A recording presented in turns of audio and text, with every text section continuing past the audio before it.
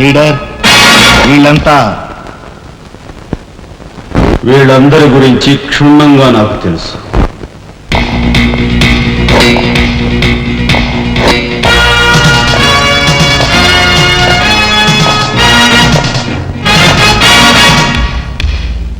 నువ్వు director of industries.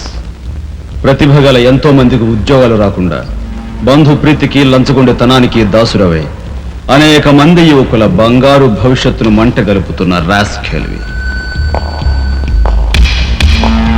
నువ్వు employment exchange officer.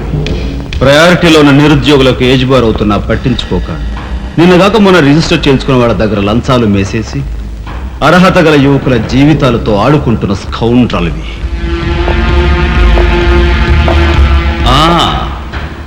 నువ్వు జిల్లా పరిషత్ చైర్మన్. ఎన్నో ఉపాధ్యాయ పదవులు ఖాళీగా పడి ఉన్నా వాటిని ఫిలప్ చేయకుండా అటు నిరక్షరాస్యతకు ఇటు నిరుద్యోగానికి కారకుడు అవుతున్న శాడిస్ట్.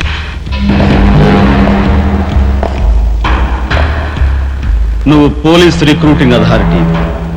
దండిగా లంచాలు పిండేసి ఊచకాడవాళ్ళని ఊరపొట్టగాళ్ళని సెలెక్ట్ చేసి ధైర్య సాహసాలు గల యువకుల్ని అణగదొక్కడమే కాక మొత్తం పోలీస్ వ్యవస్థనే నిర్వీర్యం చేస్తున్నా రోగ్గుడి. ఈనాటి ఈ సమాజంలో మాలాంటి యువకులు నిరాశ నిస్పృహతో ఇలా తయారవడానికి కారకులెవరు? మీలాంటి చీడ పురుగులే పురుగులే పురుగులే పురుగులే పురుగులే.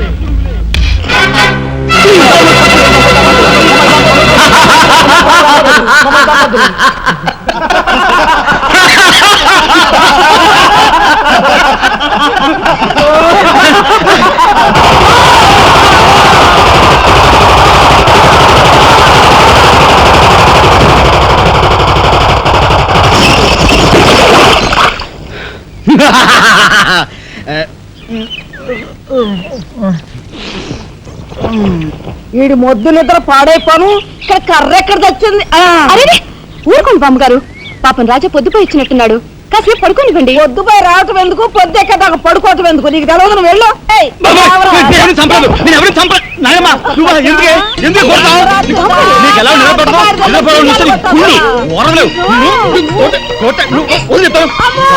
నిద్రపోనకుండా కొట్టుకొని పైవం చేస్తుంటావు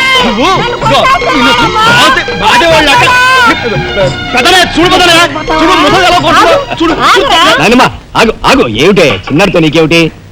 నువ్వు నీ పెళ్ళం ఇట్ట గారాబం చేయబట్టే అటు సోంబేర్లా తయారయ్యాడు. సోంబేరి గింబేట. ఆగండి. మిట్ట మధ్యాహ్నం దాకా పడుకోవడం మూలంగా ఇంటికి ఉపయోగం, దేశానికి ఉపయోగం తెలుసా? దేశానికి? అవును మరి. నాలాంటి వాళ్ళకి ఉద్యోగం రాకపోవడం వలన స్ట్రైకులు చేసి బస్సులో తగలబెడతామా? అలాంటివి ఏమీ చేయకుండా యువతలు నిద్రపోవడం మూలంగా దేశానికి ఎంత ప్రశాంతత. ఏమిటినైనా లాభం. ఏమ్మా, కానీ సంపాదన లేనోడు 3 పూట్ల మిక్కితే ఇంటికి ఎంత ఖర్చు? అందుకే అర్ధరాత్రి వచ్చి మిట్ట మధ్యాహ్నం దాకా నిద్రపోతాను. దాని మూలంగా రాత్రి భోజనం, తెల్లారి కాఫీ, టిఫిన్లు నీకు ఆదా కాదా? ఏనే ఇక పెద్దనే అంటావా? వాడు మధ్యతరగతి మనిషి, బోడు బరువు బాధ్యతలు ఉంటాయి, 10 మందికి సమాధానం చెప్పుకోవాలి కాబట్టి పొద్దునే లేవాలి. ఇక సీతమ్మ లాంటి వదులంటావా? ఇంటి చాకరీ బోర్డు అంత ఉంటుంది, ఆవిడ పొద్దునే లేవాలి. ఇక చిన్నయ్య, ఇదిగో వీడు ఒక పుస్తకాల పురుగు, ఎప్పుడెప్పుడు ఐఏఎస్ పాస్ అయిపోదామని ఉంటుంది కాబట్టి తను పెందడ లేవాలి. ఇక చిన్నపిల్లలు పొద్దునే ఆడుకోవాలి, చదువుకోవాలి కాబట్టి వాళ్ళు పెందడ లేవాలి. నువ్వు నేను ఎందుకే పెందడ లేవటం? నా మాట విని నాయనమ్మా, నువ్వు నాతో పాటు అర్ధరాత్రి వరకు గాలి తిరుగుడు తిరిగి ఇంటికి వచ్చి నిద్రపోయి లేటుగా లేచావనుకో, ఇంటికి ఖర్చు తగ్గుద్ది, నాకు నీ నస తగ్గుద్ది. ముదిరిపోయావురా. చిన్నబాబు నేను తోడుతున్నా, ఎంత పొగర్రా నీకు? ఉదయంతో చాకరీలు చేయించుకుంటావా? ఏంటి దొడాలి, సబ్బెట్టాలి, రఫాడించేస్తానే అనుకున్నావు? నువ్వు చేయాల్సిన పనులు ఉదయంతో చేస్తావు, నేను నిన్ను కేకలు పెడతావు అనుకుంటే నువ్వు ఎదురొస్తావా? అయినా ఈ వయసులో నువ్వు చేయాల్సిన పనులు ఏమిటి? ఏంటయ్యా? నాకు సేవలు చేసుకోవటం. ఏంటి? తాతయ్యకి ఎలాగో సేవలు చేయలేదు, నాకు సేవలు చేసుకో. దేవుడు మెచ్చి నీకు స్వర్గ దూరాలు తెలుస్తాడు. నిజమేనట్రా చిన్న? నిజమే ముసల్దానా.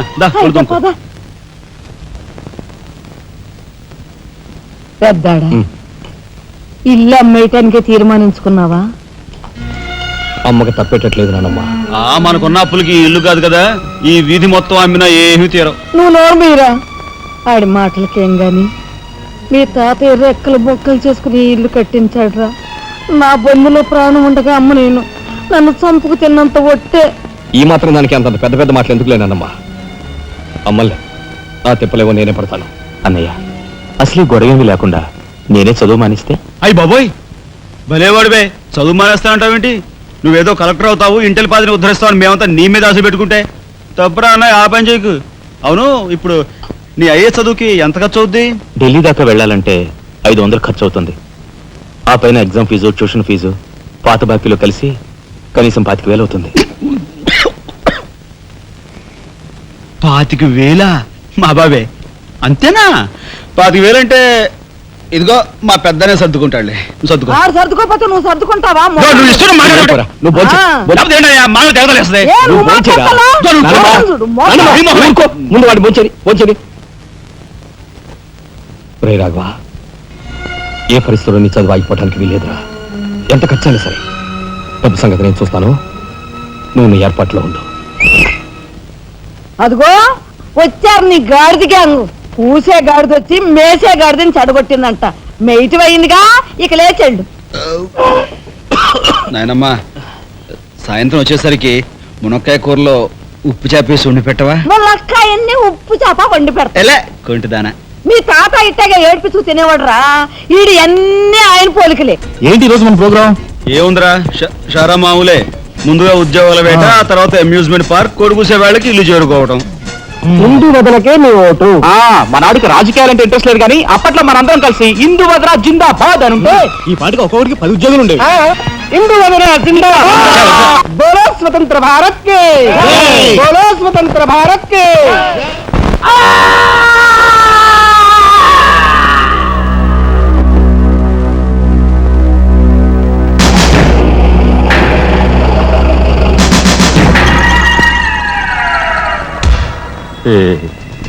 అన్నయ్య చాలా మరగయ్య.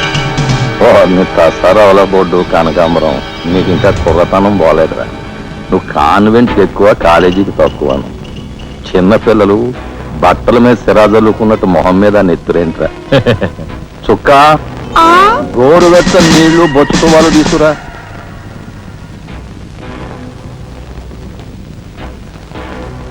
ఈ నీళ్లు తీసుకెళ్ళి మన గులాబీ మొక్కలకు పోయి ఆపండ్రా.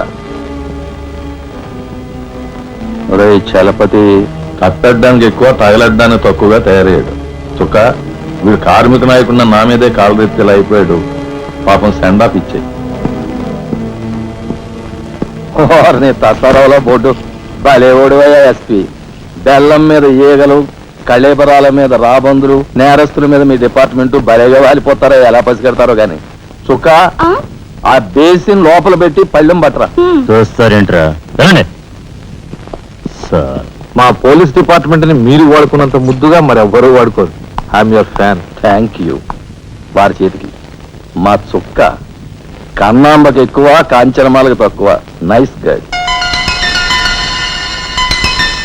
ఏంటి సార్, ఈ మద్దతు కూడా మామూలు పళ్ళేనా? అయినా అదేం తక్కువ అమౌంట్ కాదు, లకారం.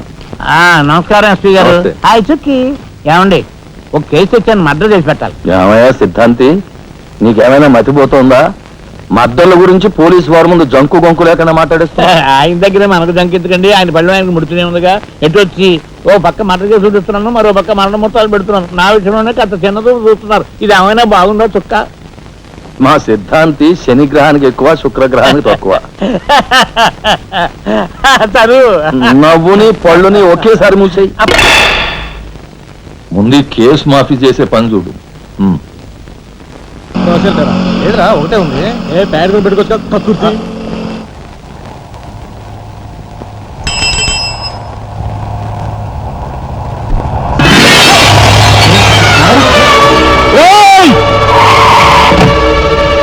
ఏం బాబా, కళ్ళు కనబట్టాలా?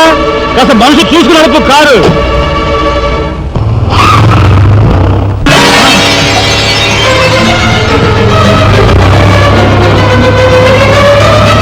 ఎంత పొగర్రా దీనికి!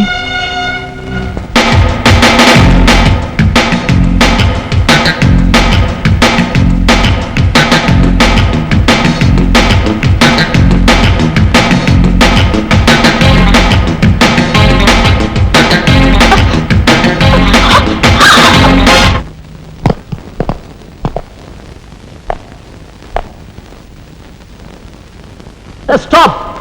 What the hell is happening here, yaar? We have come here to enjoy. Dance. Dance start the music.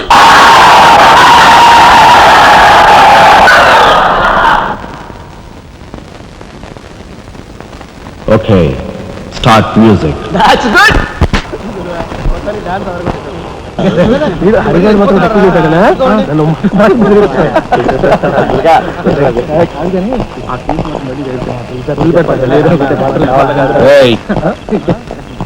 షడబుడ్డి ఏంటి సార్? ఎక్కడి నుంచి రాస్తున్నారు? అమ్యూజ్మెంట్ పార్క్ నుంచి. టికెట్లు ఎక్కడ? టికెట్లు చింపేసి కదండి లోపలికి పంపిస్తారు. ఏంట్రా లాజికల్ మాట్లాడుతున్నావు?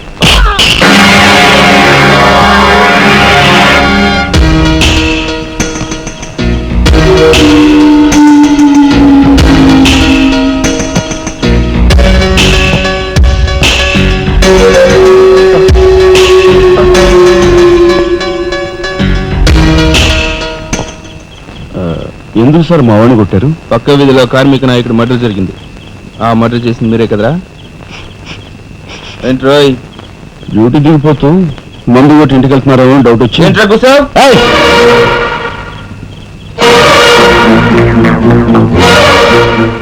అసలైన నేరస్తులు పట్టుకోవడం చేత కాకపోతే యూనిఫామ్ తీసేసి ఇంట్లో కూర్చో. అంతేగాని రోడ్డు మీద పోయే వాళ్ళని పట్టుకోవాలనుకుంటే ఎవరు ఊరుకోరు. జాగ్రత్త. పోయండి రా.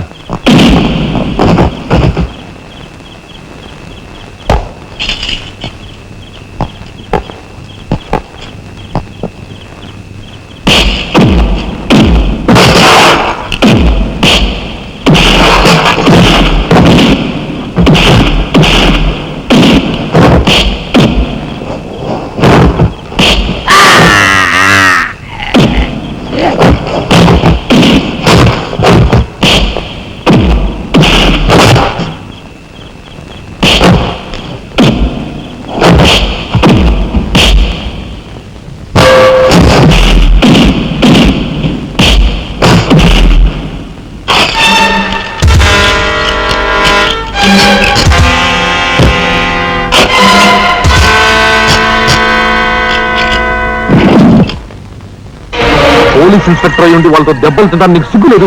24 గంటల్లో ఆ గ్యాంగ్ ని పట్టుకుని పోలీస్ స్టేషన్ లో పెట్టకపోతే నిన్ను మర్డర్ చేస్తాను. అండర్స్టాండ్? వాడేదో నీ పోలికలతో పుట్టాడు కదా అని కాస్త గారాబం చేశాను అంతే. నెత్తి నెక్కి కూర్చున్నాడు. ఏ లోకల్లో ఉన్నావో ఏమో.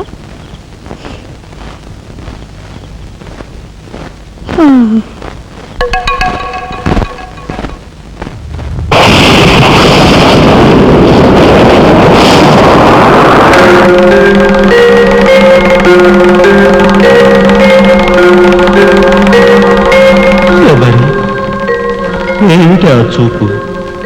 నేను గుర్తుపట్టలేదా? అయ్యా నా దేవుడు, నువ్వా? అయ్యా నన్ను తాకరాదు. ఆత్మరూపంలో ఉన్న నన్ను తాకితే మాయమైపోతాను. అపచారం అపచారం. అయ్యా పచ్చికొండగా ఒక్క రోజు కూడా గడ్డం మాయనిచ్చేవాడివి కాదు. మగ మహారాజులాగా మెలమెల మెరిసిపోయేవాడివి. ఇప్పుడు ఏంటయ్యా గడ్డం అట్ట మాసింది? అదక్కడి రూలు. ఏమిటి చిన్నాడి మీద విరుచుకు పడుతున్నావట? వాడొట్టి అల్లరాడైపోయాడయ్యా. వాడిని ఇంటికి రాని వాడి కాళ్ళెర కొడతాను. ఎంత పొరపడుతున్నావు శబరి? చిన్నాడంటే ఎవరనుకున్నావు? ఎవరు? నేనే. నీ మీద మమకారం చావక ప్రేమ తీరక మళ్ళీ వాడి రూపంలో జన్మించాను.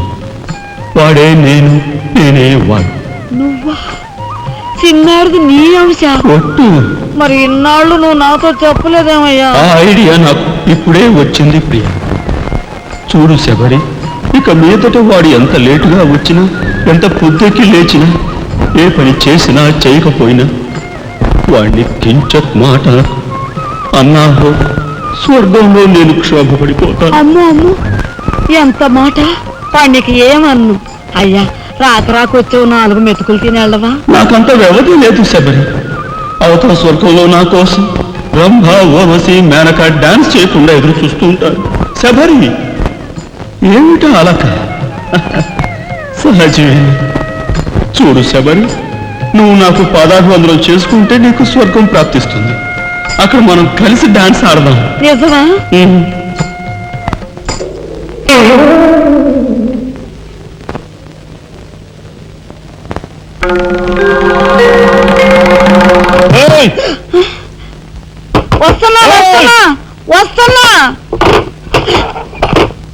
తలుపులు బాత్తుడు వినపట్లా? ఏదో లోకంలో ఉండి ఏదో లోకంలో రఫ్ ఆడించేస్తానేమనుకున్నావు? భోజనం చేసావా? ఆ, ఇంకా పడుకోలేదే? నువ్వు వస్తావని నేను వస్తానని అర్ధరాత్రి వరకు నా కోసం ఎదురు చూస్తుంటే నీ ఆరోగ్యం ఏమైపోతుంది? పడుకో. ఏమిటా చూపు? పడుకో.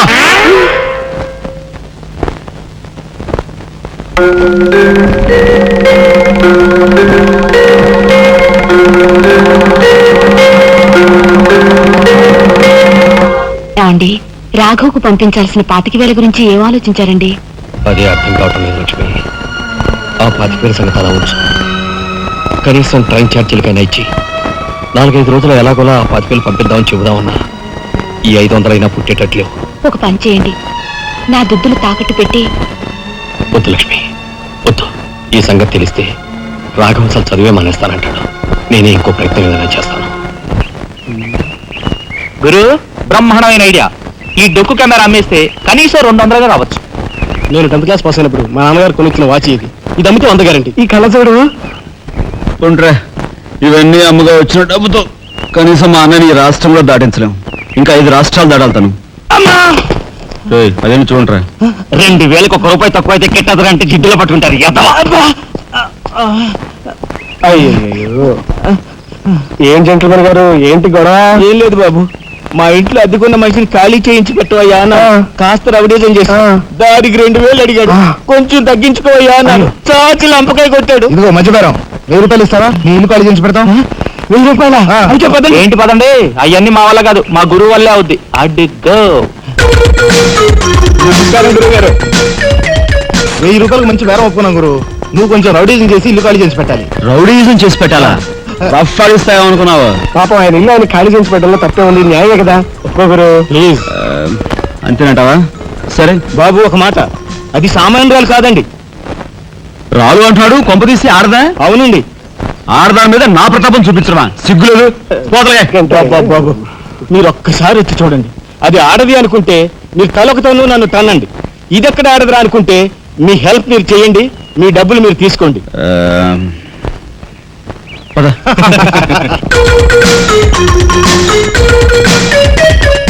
ఇదేనండి ఇల్లు. చెప్పానుగా, వెళ్ళు. తప్పదంటారా? మరేం భయం లేదు, వెళ్ళు. రండి.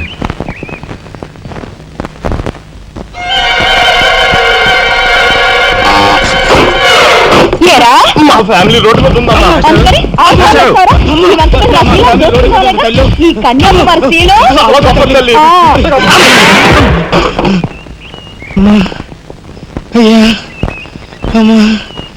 వద్దు వద్దు అన్నాను, వెళ్ళు అన్నాను. తీరా లోపలికి వెళ్ళి చూస్తే అది మాత్రం ఆడదు కాదండి బాబు. దీని సంగతి నేను చూస్తా.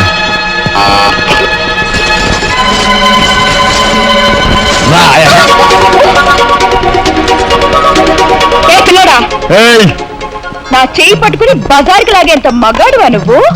ఎంత ధైర్యం నిన్ను! చేయి చూసేదంత రఫ్ ఉందా? నాతో పెట్టుకోకు, రఫ్ ఆడించేస్తా. నువ్వు నాతో పెట్టుకోకు, నీ పని చెప్తాను. సూరమ్మత, అప్పాయమ్మ, వెంకయ్యమ్మ, సీతమ్మత. పొడుస్తా. పీకు, నీ బోటు పీకు. ఈ కత్తి ముయ్. పొడుస్తా. బోటు పీకో. కత్తి ముయ్. బోర్డు పీకో. రాయ్, మీరు లోపలికి రా. దీని తాలూకా ఏది దొరుకుతా తీసి బయటపడండి. హలో మేడం, ఒక్క ఫోటో. Just wait. పీకో.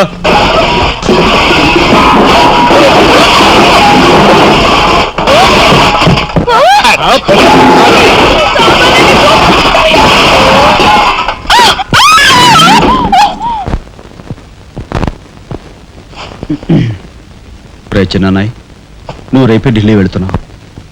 వారం తర్వాత ఆ 25,000 నీకు అన్నయ్య పంపిస్తాడు. ఇదిగో నీ ప్రయాణపు ఖర్చులు 500. ఏంటి అన్నయ్య ఏమన్నాడా? అన్నయ్య ఆజ్ఞ అనుకో, నా రిక్వెస్ట్ అనుకో. ఇస్తున్నాను, తీసుకో. ఈ డబ్బు నీకెక్కడిది? యక్ష ప్రశ్న వెయ్యొద్దు. ఇస్తున్నా, తీసుకో. అంతేగాని ఎక్కడి నుంచి వచ్చాయి, ఎలా వచ్చాయని డీటెయిల్స్ మాత్రం అడగ. ఆ డబ్బులు నీకు ఎక్కడైరా?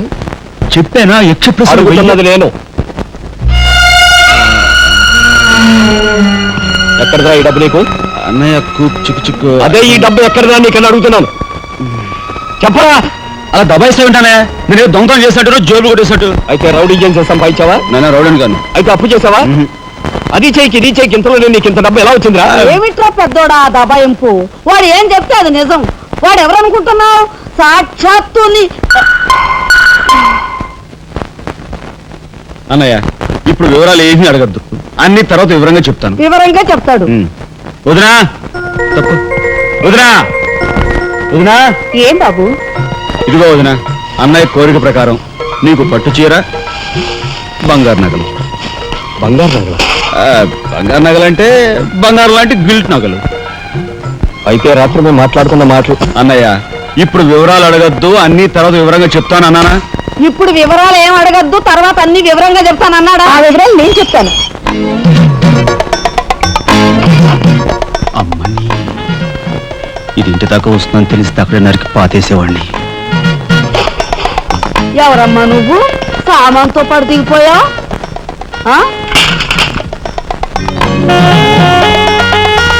రావే రఫ్ పడతా. Excuse me.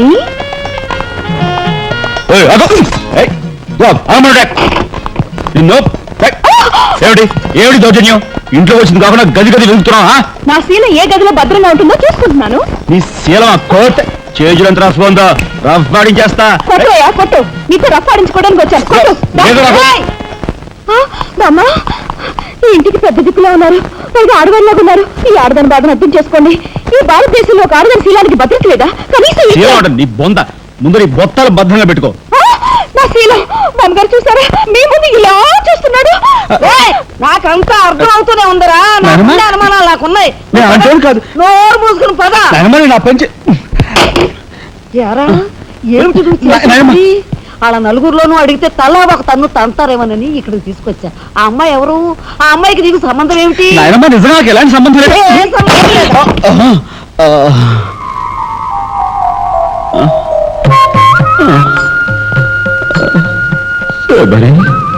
ఏం జరిగింది?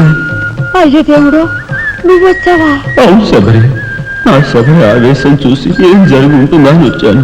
ఏం జరిగింది? ఇంకా ఆవేశం ఏమిటయ్యా? నీ అంశతో పుట్టిన నీ మనవడు ఏం చేశాడో చూడు. ఆ అమ్మాయిని ఎవరినో తీసుకొచ్చాడు. ఎవరైనా మన ఇంట్లో అంటా ఉందా?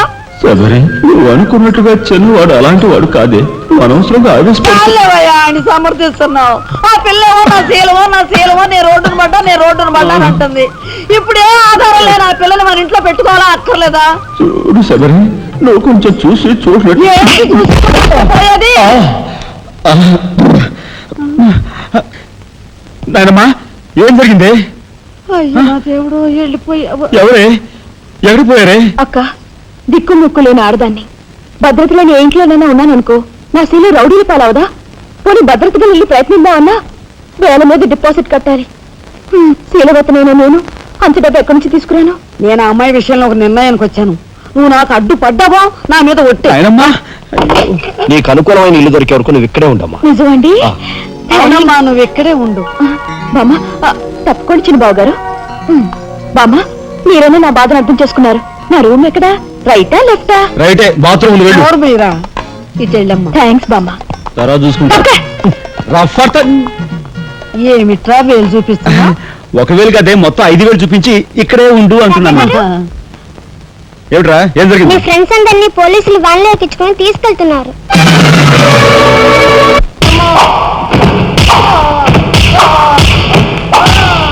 కార్మిక నాయకుడిని చంపింది మీరే ఒప్పుకుంటారా లేదా?